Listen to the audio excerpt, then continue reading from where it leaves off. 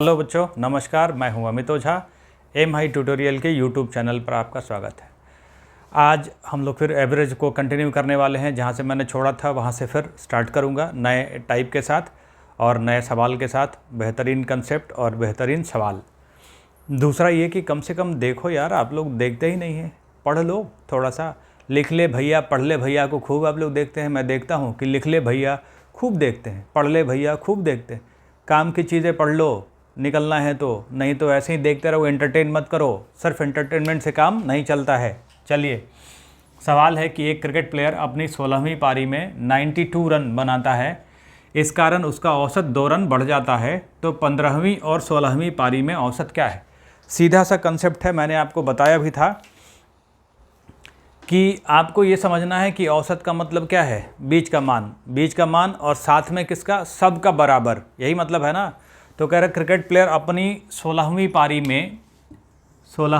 में 92 रन बनाता है और उसका औसत 2 रन बढ़ जाता है। अब एक बात समझिए, 92 रन बनाया, उसका औसत 2 रन बढ़ा। इसका मतलब क्या है कि 1 से लेके 16 पारी तक उसका रन 2-2 बढ़ गया।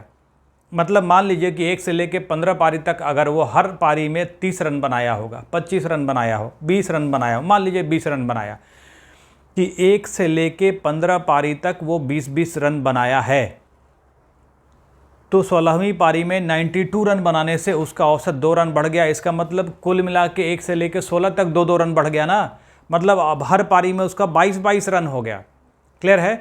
तो मतलब इसका ये है कि अगर 16वीं पारी में 92 रन बनाया तो उसका औसत 2 रन बढ़ा, तो टोटल कितना बढ़ा? 16 गुना 2, इतना बढ़ा ना। क्योंकि हर पारी में 2-2 रन बढ़ेगा औसत, अगर बढ़ेगा तो उसके कुल में 32 रन बढ़ गया।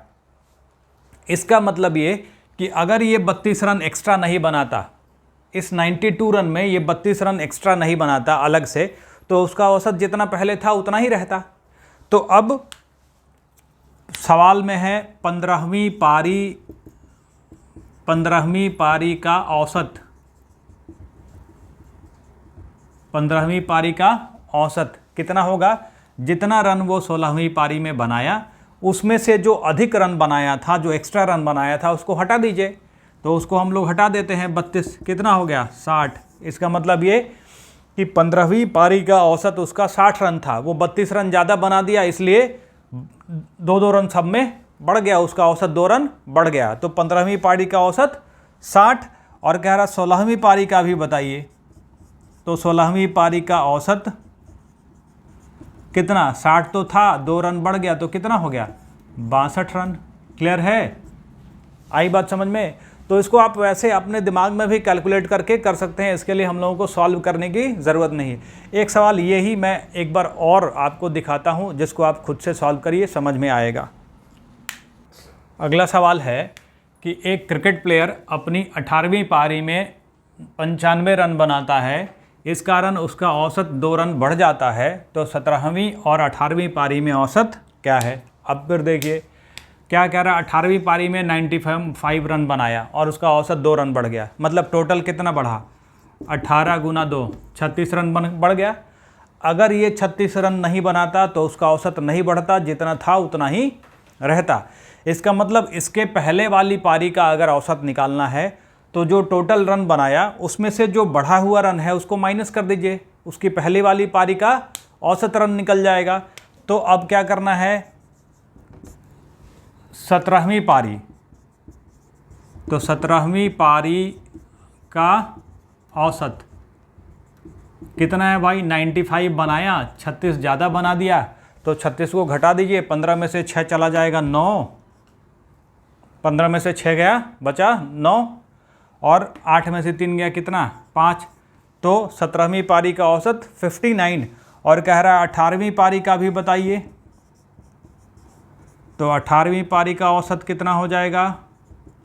जितना है 17वीं पारी का औसत उसमें 2 जोड़ दीजिए। औसत 18वीं पारी का औसत हो गया 61 रन। अब लेकिन एक चीज़ और समझिए, इसमें कह रहा है 95 रन बढ़ाया जिससे उसका औसत बढ़ गया। अगर ये कहता कि 18वीं पारी में 95 रन बनाया जिससे उसका औसत 2 रन घट गया, तो अब घटने का मतलब कुल कितना घटा? 36 रन। तो उस कंडीशन में अगर पूछता कि 17वीं और 18वीं पारी का औसत बताइए तो क्या करते, जोड़ देते, क्योंकि अगर जितना औसत है उससे कम रन अगर बनाते हैं तो औसत घटेगा, लेकिन जितना औसत है उससे ज़्यादा रन बनाते हैं तो औसत बढ़ेगा। क्लियर है। तो चूंकि यहाँ औसत बढ़ रहा था, अगर कहता कि औसत घट गया तो औसत घटने के क्रम में हम लोग क्या करते, 95 में 36 जोड़ देते, क्योंकि ये इसके पहले का औसत इतना था, वो उससे 36 रन कम कर दिया, तो सब पारी में से 2-2 रन निकालना पड़ गया, तो उसका औसत घट जाएगा। तो ये ध्यान रखना है कि जब औसत बढ़ रहा है तो घटाना है, और औसत घट रहा है तो आपको क्या करना है, जोड़ना है। क्लियर है। चलिए एक और टाइप देखते हैं।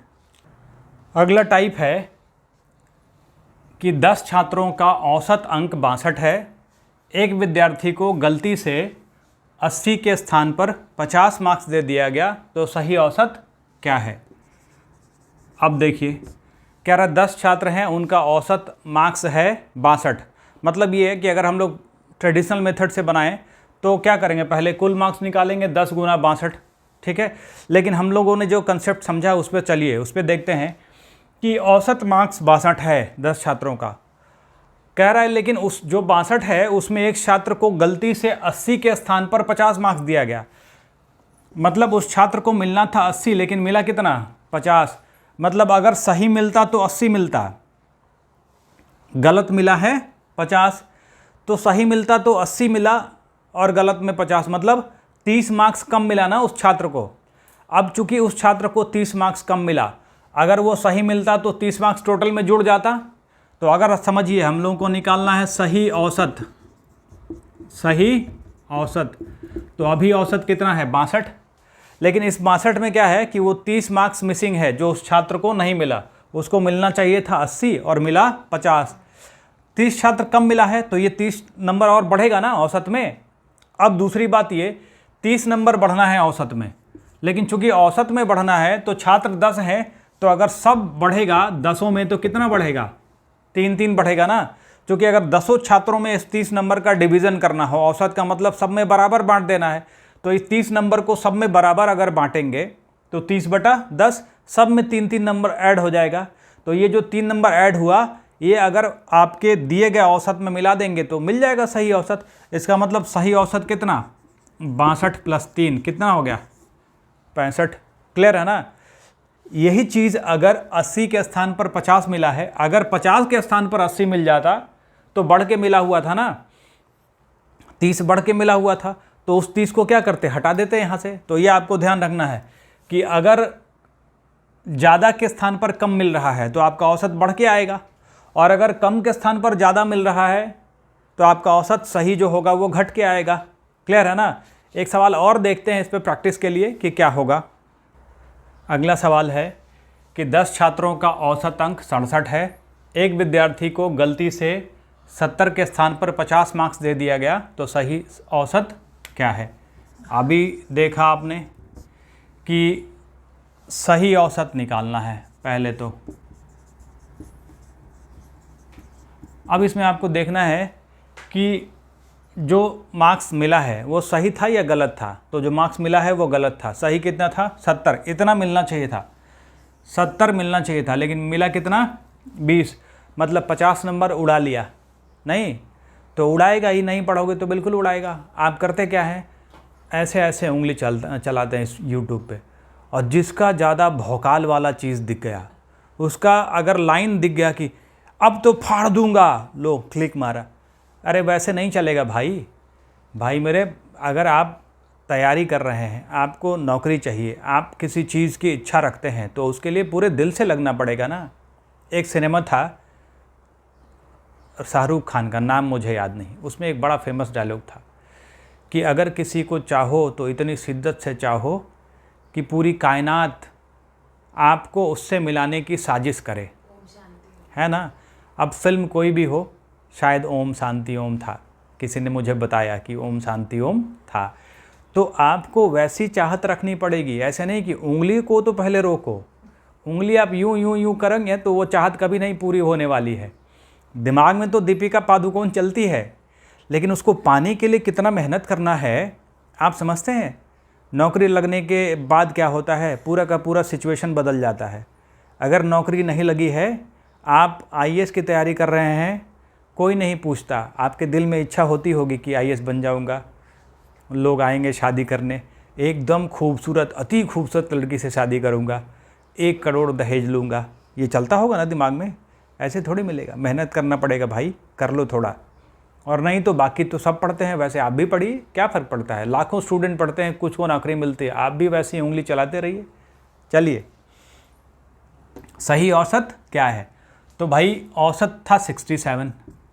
अब उस बच्चे को मिलना था 20 नंबर, सॉरी उस बच्चे को मिलना था 70 नंबर। टीचर ने उसकी गतिविधि को देख के दिया 20 नंबर, है ना? तो अब 50 उड़ा लिया। अब कहा कि ये जो 50 है सब बच्चों में बराबर बांट दूंगा, क्योंकि सब समान है, सब अपनी उंगलियां चलाते हैं। बांटा उसने, तो अब 50 नंबर को कितने में बांटेगा? इन्हीं 10 छात्रों में बांटेगा ना। तो 50 नंबर को 10 छात्रों में बांटा, सबको कितना मिला? 5-5। तो ये 5 और मिलना था, क्योंकि उसको काट दिया था ना। तो अब ये 5 जब मिलेगा तो नया औसत कितना होगा? सही औसत होगा 67 में 5 जोड़ दीजिए, कितना हो गया? 72। आई बात समझ में? तो जितना आप सोचेंगे फोकस करके, कंसंट्रेट करके, ठीक है, उतना आसानी से बनेगा। और तब पेन छूने की ज़रूरत नहीं है ना, आपको उंगली लगाना है, वैसे ही बिना उंगली किए बन जाएगा। नहीं तो लोगों की आदत होती है उंगली करते रहो, जब तक सामने वाला इरिटेट ना हो तब तक करते रहो। आपको नहीं करना है, आपको कंसंट्रेट करना है किस पे? पढ़ाई पे, फोकस इस पे करना है।